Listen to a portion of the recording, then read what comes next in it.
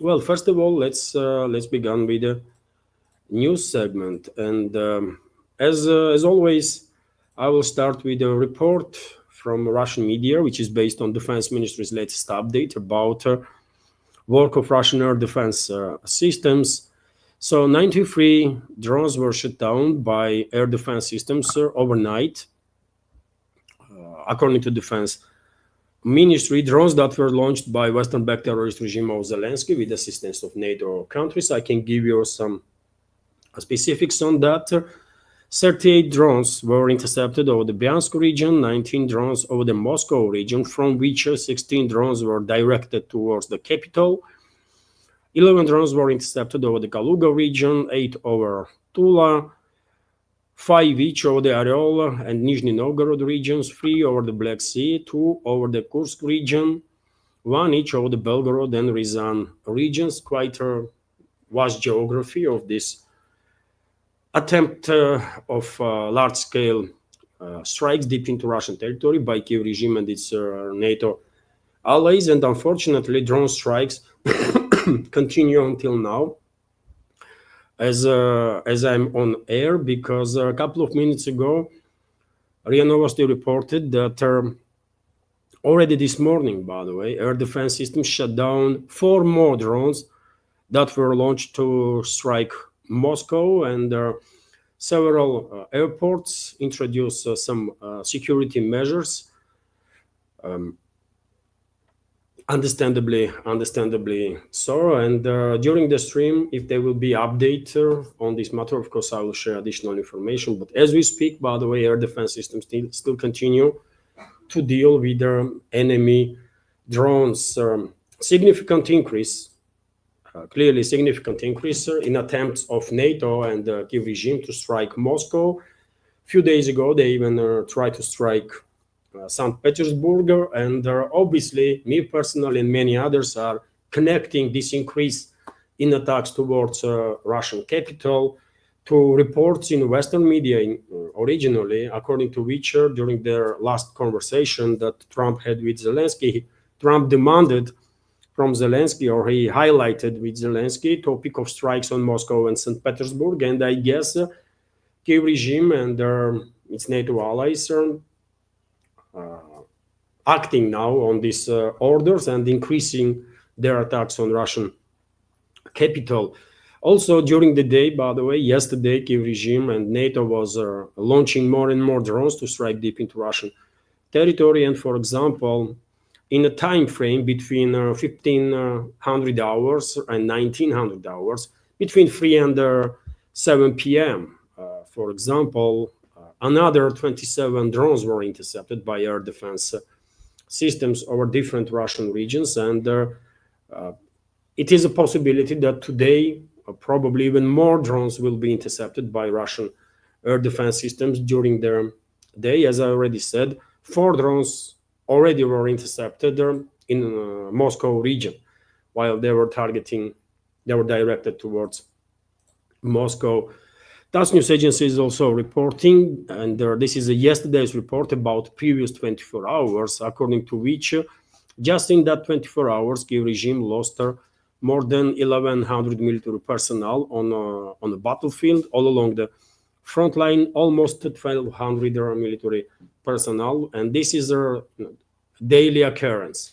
From 1,000 to 1,500 military personnel is lost by Kiev regime's forces, literally on daily basis. And yesterday I reported about progress of the Russian armed forces on the line of contact. At least 10 settlements were liberated this week alone.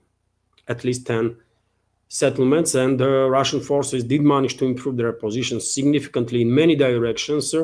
I will highlight, for example, Zapori direction, where Kamenskaya settlement, isn't it, was liberated, which is definitely a big deal. Maybe even can be seen as an indicator that soon we might see sectoral scale offensive in the Zaporozhye sector. But yet again, let's keep in mind that I'm not military expert, never pretended to be one.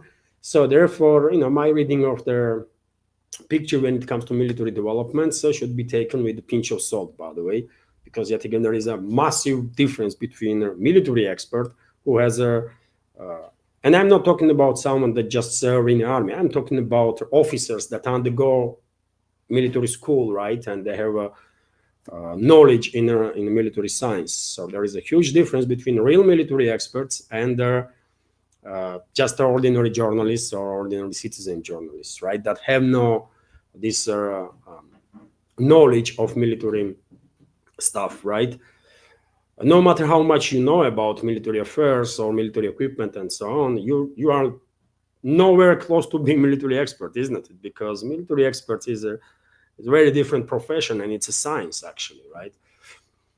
So yes, this is a daily routine on the battlefield, by the way, when Kyiv regime is losing from 1,000 to 1,500 military personnel. Last a couple of months, this is the usual rate. Although, by the way, I remind you that during the counter-terrorist operation of the Russian security services in the Kursk salient area, daily casualties of Kyiv regime was 2,000 to 2,500, almost twice more, right?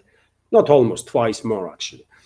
Vzglyad newspaper is also reporting that, well, even Western media outlets nowadays are forced to acknowledge Russian progress on the battlefield, even though it was a Western media outlet, and still it is Western media outlets that are lying to the Western public about imaginary stalemate on the battlefield, right?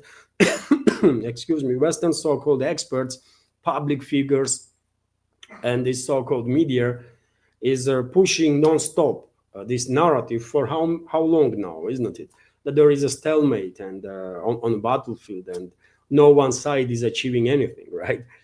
But now, due to I don't know, maybe due to significant progress of the Russian forces on the battlefield, or I don't know what is happening, but even New York Times is acknowledging Russian success. So for New York Times, there is no more stalemate, I guess. So Russian forces liberated record territory in Ukraine in June, according to interpretation of the statement of New York Times. So Russian troops in June liberated the largest area of territory in Ukraine since the beginning of the 2025, writes New York Times. And their friends, this is their interpretation of the Vzglyad newspaper, I'm quite sure. I did not read this article on New York Times, but I'm quite sure they did not use the word liberated. They probably used the word established control or occupied or something like that. But nevertheless, it is acknowledgement that Russian troops achieving significant progress, right? Because, that's what New York Times is saying, that Russian troops established control over the largest area in this so-called Ukraine since the beginning of the 2025 in June alone, right? According to New York Times, this was facilitated by their effective use of air support, massive cruise missile strikes, the numerical superiority of the Russian troops, and the increase in the number of attacks using drones. Newspaper also notes that the ongoing attacks by Russian troops are putting significant pressure on Ukrainian troops, which are already facing problems with the number of personnel and manpower. Also, according to New York Times, Ukraine prospects for continuing active military actions remains uncertain due to the fact that the Donald Trump administration, according to the publication, is sending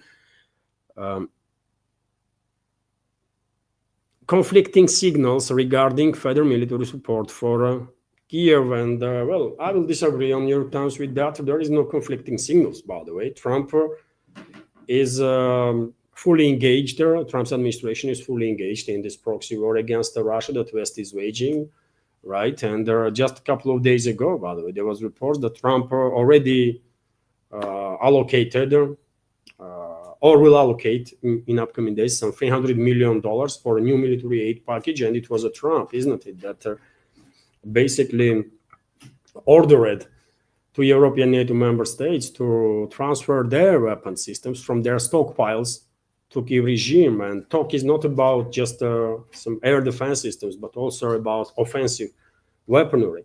So I would disagree with New York Times about this point that, Trump is flip-flopping. He is not flip-flopping, by the way. He is 100% engaged in this war against Russia. But it is interesting that one of the biggest names in Western propaganda is acknowledging progress of the Russian armed forces. For many people in the West, this article in New York Times is going to come as a kind of surprise, because it's a rare occasions, isn't it, that they hear something that is close to true, or maybe even true. Western media very rarely does that kind of stuff. Since 2022, by the way, they are pushing this narrative that it's a stalemate, right? Let's continue. And the Kommersant newspaper is reporting that, well, this is interesting, isn't it? That recently liquidated Ukrainian terrorist, so-called colonel of the SBU, Kiev regime's so-called secret service, Voronich, might have coordinated the explosions on the Nord Stream gas pipelines. And this report comes from Times.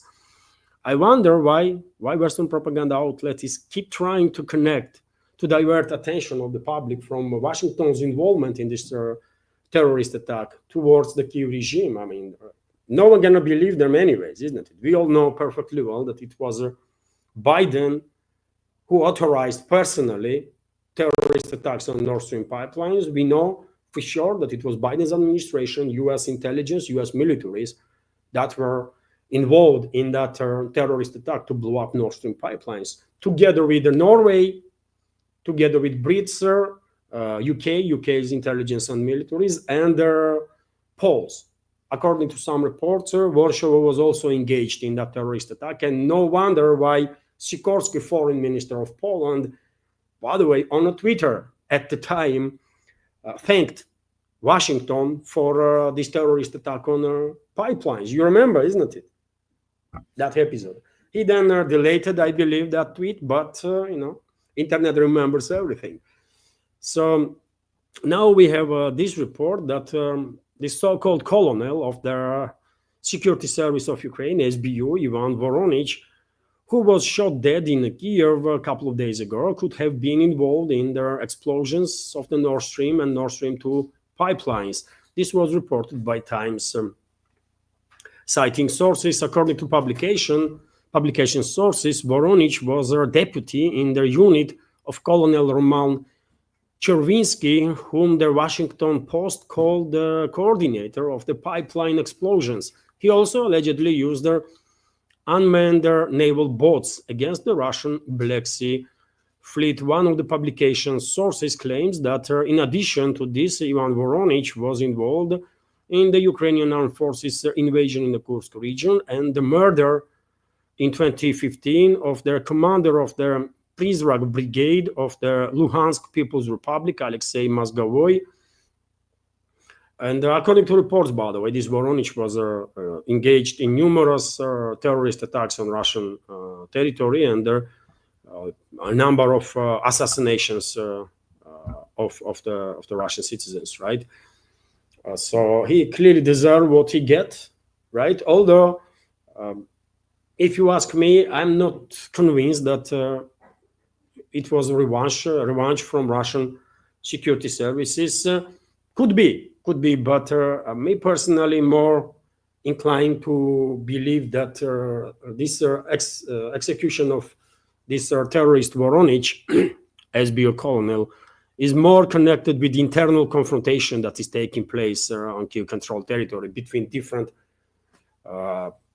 criminal groups, by the way. SBU is a part of Zelensky's group, right? And main intelligence directorate of defense ministry is a separate group, more closely linked to Zaluzhny's camp, right? And Zaluzhny is, of course, former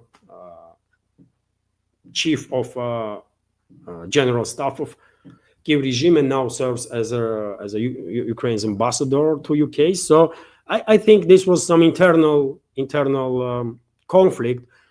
But nevertheless, if by chance Russian security services had something to do with it and they help these terrorists to go to other world, well, great, I will say, right? Because such a terrorist, by the way, and all terrorists should be neutralized. No doubts about that. There can be no mercy towards terrorists, by the way.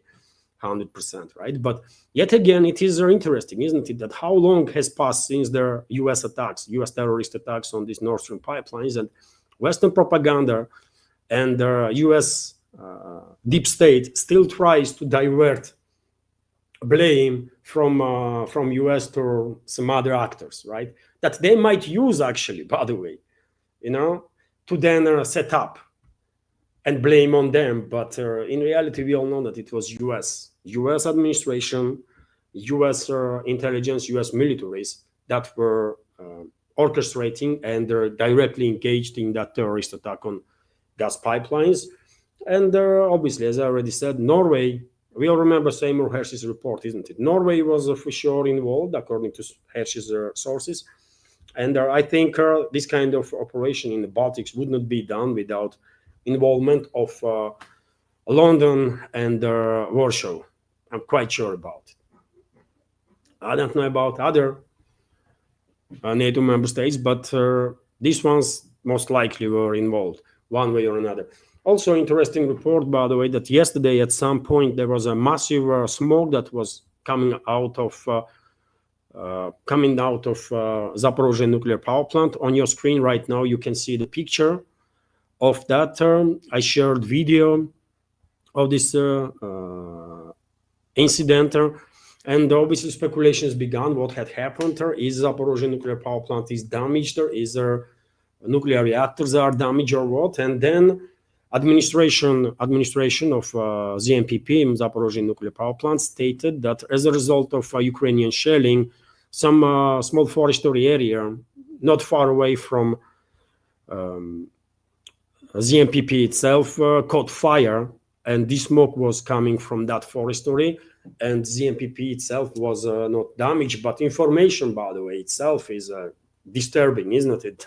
Kyiv regime was shelling yet again, by the way, Zapori nuclear power plant. They just missed and hit some forestry, which caught then fire.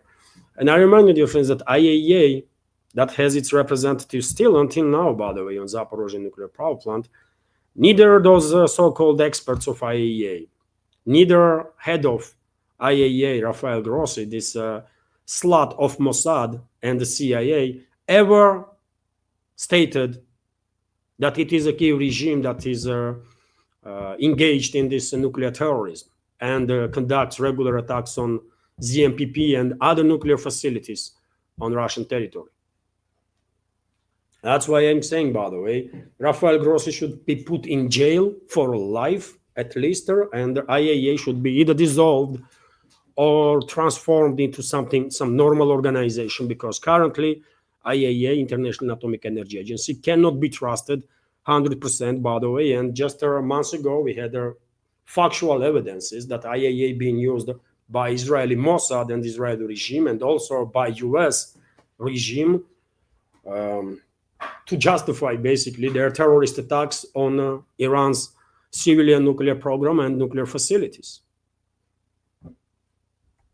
It's factual, isn't it?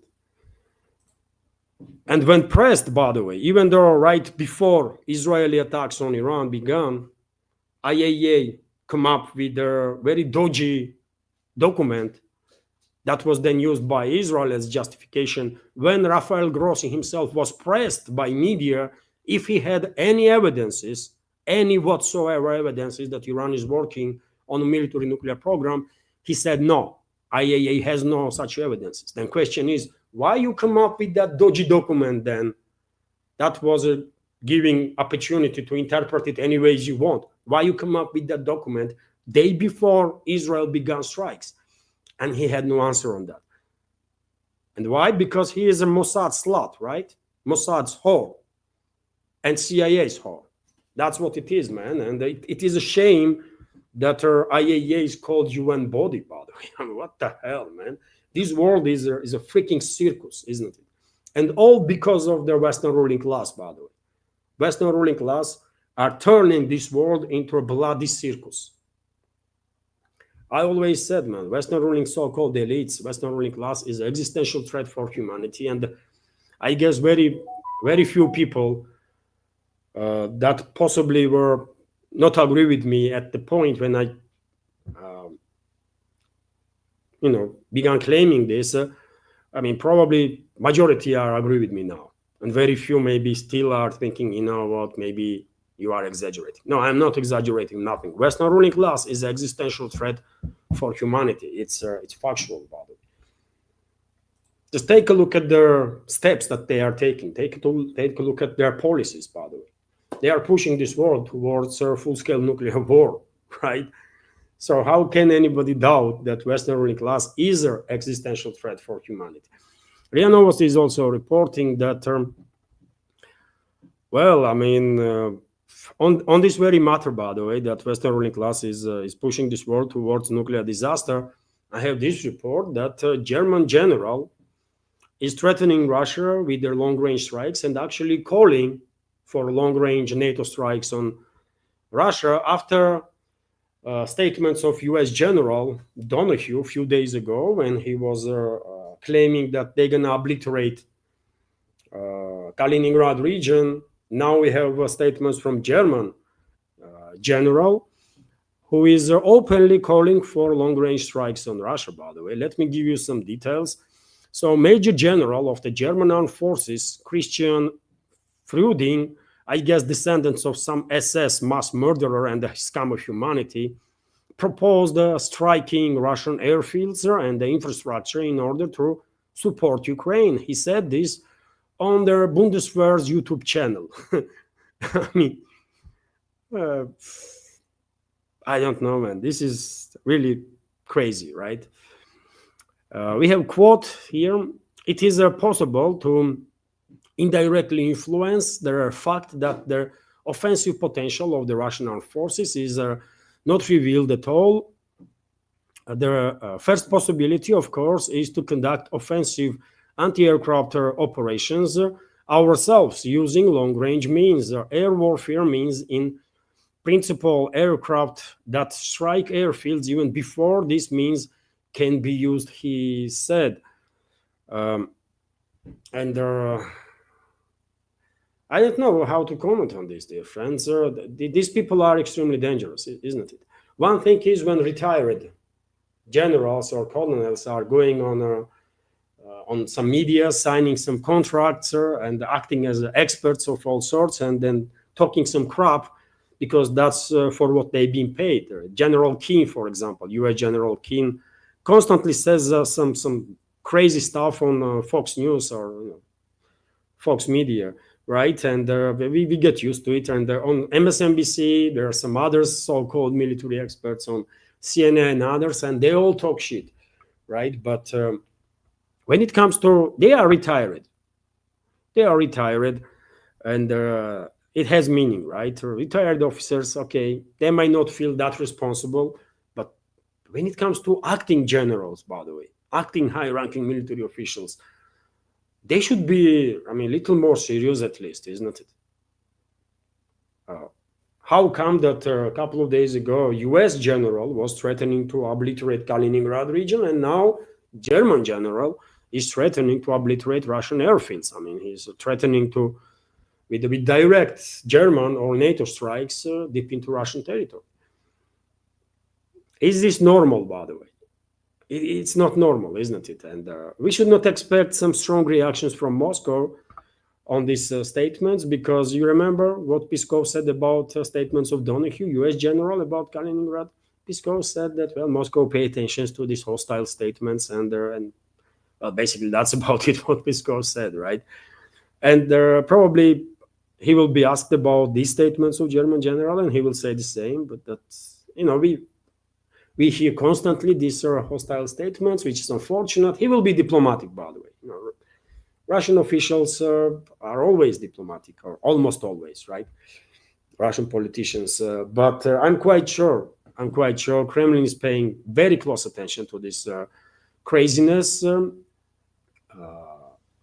accelerating craziness of the Western ruling class, Western political and military elites. And I'm quite sure Russian general staff is already had in place some plans, by the way, how to react on every possible scenario that NATO may come up with when it comes to further escalation. And I don't know, man. I said a couple of days ago, and I'm going to repeat myself that, I mean, if there was really good time or best time to wake up for European citizens, for citizens of European states, for citizens of collective West countries, including Germany, by the way. I mean, this time was day before yesterday, and maybe it would not be too late if they will wake up today, because tomorrow might never come, man. Western elites might actually provoke such a level of escalation that tomorrow may never come. So why I have not seen mass protests, by the way, either in US or in Europe, to de-escalate with Russia?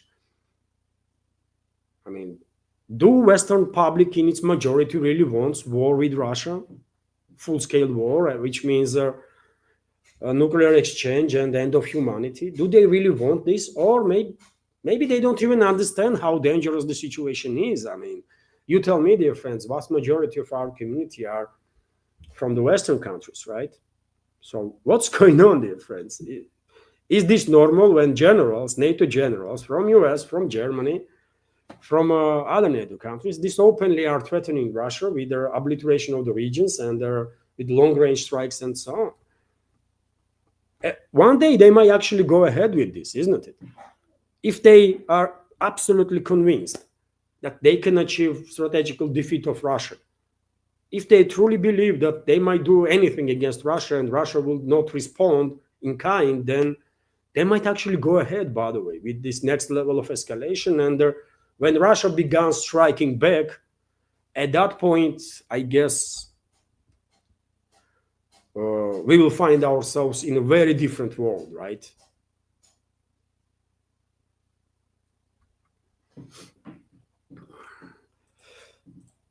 Let's continue.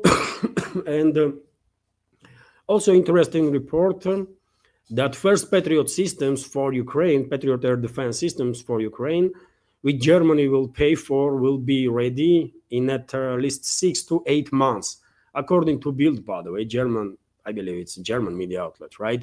The system is still in production by the American defense company Raytheon. Germany might transfer another Patriot unit from their Bundeswehr reserves to Ukraine, but its replacement will take years. Sources in German government circles reported that their initial plan was for the US to supply from its own reserves, with Germany covering the cost. However, Donald Trump insisted that the Pentagon not give away its air defense systems, forcing Europe to look for its own reserves. And well, earlier there was reports, isn't it, that Germany will transfer 2 Patriot batteries from its own stockpiles. I don't know how many Germany has left, but there was a report that 2 will be transferred to Kiev regime or Kiev controlled territory, and Germany will pay for another 3 that might arrive there, God knows in when, from US. It might actually take years. On top of that, Germany has to pay for another Patriot batteries as a replacement. If Germany will send 5 to Kiev regime, then they have to replace it, isn't it? So Raytheon going to receive contracts for another Patriot batteries. They're going to be very happy. Each costs over $1 billion, isn't it? So, well, U.S. military-industrial complex is making crazy volumes of money on this proxy war against Russia, and will continue to do so until Moscow will had enough and will smash faces of the Western so-called elites, after which we will see through the escalation. And we are getting closer and closer to that point for sure. And also we should keep in mind, dear friends, that it's not just air defense weaponry. Western propaganda is mainly focused on air defense because they can portray that West is only sending some defensive equipment, when in reality military aid packages that NATO is sending to Kiev regime in its majority is offensive weapon systems, long-range missiles, long-range artillery, shells, tanks, armored personnel carriers, infantry fighting vehicles, mortars, and so on. Planes, by the way, right? And so on. But Western propaganda loves to be focused more on this defensive weaponry, to paint false picture, false narratives, right? RT is also reporting that Moscow cancels landmark military agreement with Berlin. So Russia has terminated its decades-old military technical cooperation agreement with Germany, which has become one of Ukraine's main sponsors and weapon suppliers aimed to conflict with Moscow. And it is true, by the way, Germany is second to US country when it comes to financial and military aid to Kiev regime. No other NATO country, with the exception of US, has sent more money and more weapons to Kiev regime than Germany. And it does make all the sense to cut whatever agreements are between Moscow and Berlin at this point, because clearly Germany is under current leadership is engaged in a war with Russia directly, right? As it is the case with US, with UK, with France, with Italy, and many other NATO member states. Prime Minister of Russia, Mikhail Mishustin, excuse me, instructed the foreign ministry to inform Berlin that the 1996 pact, which has guided defense collaboration for nearly 3 decades, is no longer valid according to resolutions signed on Friday. And okay, by the way, I don't think this agreement did play any positive role, definitely not in the past few years. And why should keep it in place, right? Let's just annul it. That will make more sense. RT is also reporting that Zelensky continues to demand personal meeting with the Russian president. This guy is obsessed. This mass murderer and the terrorist is obsessed with meeting with the Russian president. He needs some psychiatrists for sure, because this is not normal. But nevertheless, let's go through this news. Ukraine's Vladimir Zelensky has once again called for a personal meeting with Russian President Vladimir Putin, saying this is the only way to secure a lasting peace. Moscow considers this pointless until the country's delegations find some common ground, and I understand Moscow's position, by the way. I don't think Russian president should spend there even a single second talking to this criminal, by the way, Zelensky. What is the point? If Russia wants to know what is the position of London, who is basically main master now of Zelensky, then Russian side has means to find out London's position. Why would Moscow talk to Zelensky? And we all know that decisions, by the way, about peace and war, when it comes to Ukrainian crisis, made in London, in Washington, mainly, and in few other NATO capitals, partially, right? So there is no really any point in talking to Zelensky, man. Never was, never will be. But what is also interesting that maybe under pressure, internal pressure or pressure from outside, but Ukraine has proposed that Russia hold a new round, proposed that they will hold a new round of talks with Russia next week. And I saw some commentaries from Russian side, positive commentaries. So maybe next week we will see third round of Istanbul talks. This is a possibility. And also reports are that key authorities may have coordinated with the US their proposal to hold negotiations with Russia next week, writes Der Spiegel. I remind you, dear friends, that US envoy, Trump's special envoy, Kat Kellogg, is still in Kiev. And yes, maybe, not maybe, but for sure, by the way, Washington and London made decision to hold this third round of talks in Istanbul, because otherwise, they will struggle with their narratives, by the way. They are working now in so many false narratives, isn't it? these collective West countries, that the derailment of Istanbul talks would make their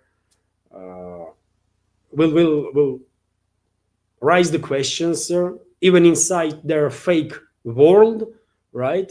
That collective West is in right now. So therefore, probably they said to Zelensky, you know what, send someone to conduct these end round talks. But I'm sure, by the way, 100%, neither Washington, neither London, neither Berlin, Paris, Brussels, or Rome are interested in true de-escalation.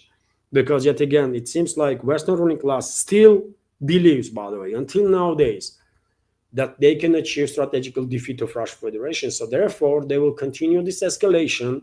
And I expect a tremendous escalation in very short time, by the way, especially based on extremely aggressive statements from generals now of the NATO countries. I expect unprecedented level of escalation when Russia will finally smack the faces of the Western so-called elites, so much so that they will realize that any further step will mean their certain death, and after that they will begin de-escalating. But now, I don't believe even for a second then that Western elites are serious about the escalation. No, until Russia will smack the freaking faces, they're going to continue escalation.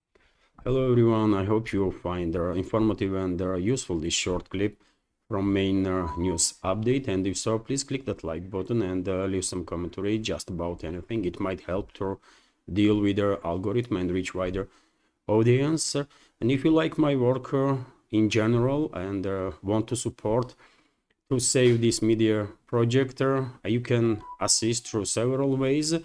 You can donate to this project through PayPal platform or Boosty, also with the crypto currencies, or you can subscribe to my Patreon page and page on Boosty, where I have quite a lot of extra content on regular basis. All the links are on this video in description box and in the pinned comment. And of course, many thanks to everyone who already helped and continues to support. Thank you.